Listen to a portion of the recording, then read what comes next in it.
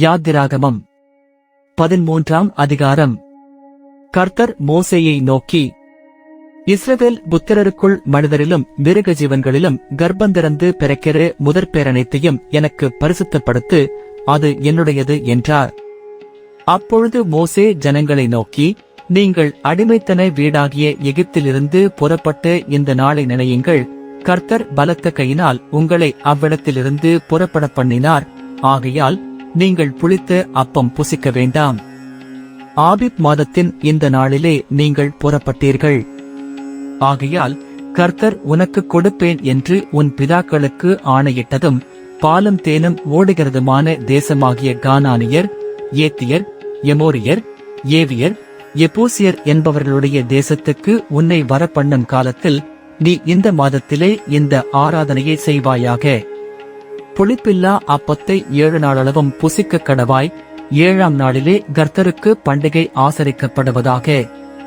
அந்த 7 நாளும் புளிப்பில்லா அப்பம் புசிக்க வேண்டும்.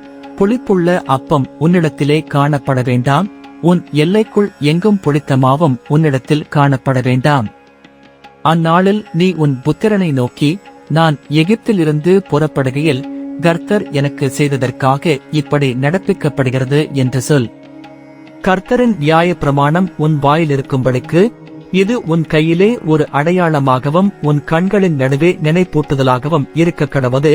பலத்த கையினால் கர்த்தர் உன்னை எகிப்திலிருந்து புறப்பட பண்ணினார். ஆகையால் நீ வருஷந்தோறும் குறித்த காலத்தில் இந்த நியமத்தை ஆசரித்து வருவாயாக. மேலும் கர்த்தர் உனக்கும் உன் பிதாக்களுக்கும் ஆணையிட்டபடியே உன்னை கானானியரின் தேசத்திலே வரப்பண்ணி அதை உனக்கு கொடுக்கும்போது கர்ப்பந்திறந்து பிறக்கும் அனைத்தையும் உனக்கு இருக்கும் மிருக ஜீவன்களின் தலையீற்றனைத்தையும் கர்த்தருக்கு ஒப்புக் கொடுப்பாயாக. அவைகளில் உள்ள ஆண்கள் கர்த்தருடையவைகள். கழுதையின் தலையேற்ற எல்லாம் ஒரு ஆட்டுக்குட்டியால் மீட்டுக் கொள்வாயாக. மீட்காவிட்டால் அதன் கழுத்தை முறித்துப் போடு. உன் பிள்ளைகளில் முதற்பேரான சகல நரஜீவனையும் மீட்டுக் கொள்வாயாக.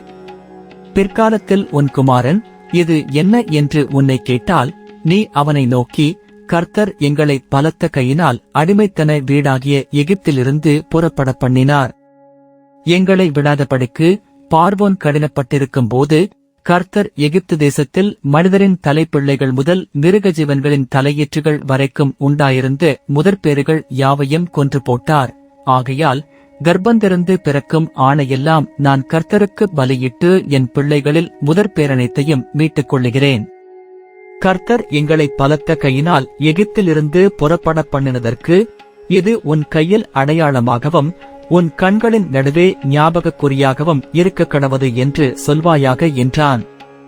பார்வோன் ஜனங்களை போக விட்டபின் ஜனங்கள் யுத்தத்தை கண்டால் மனமடிந்து எகிப்துக்கு திரும்புவார்கள் என்று சொல்லி பெலிஸ்தரின் தேச வழியாய் போவது சமீபமானாலும் தேவன் அவர்களை அந்த வழியாய் நடத்தாமல் சிவந்த சமுத்திரத்தின் வனாந்தர வழியாய் ஜனங்களை சுற்றி போக பண்ணினார்.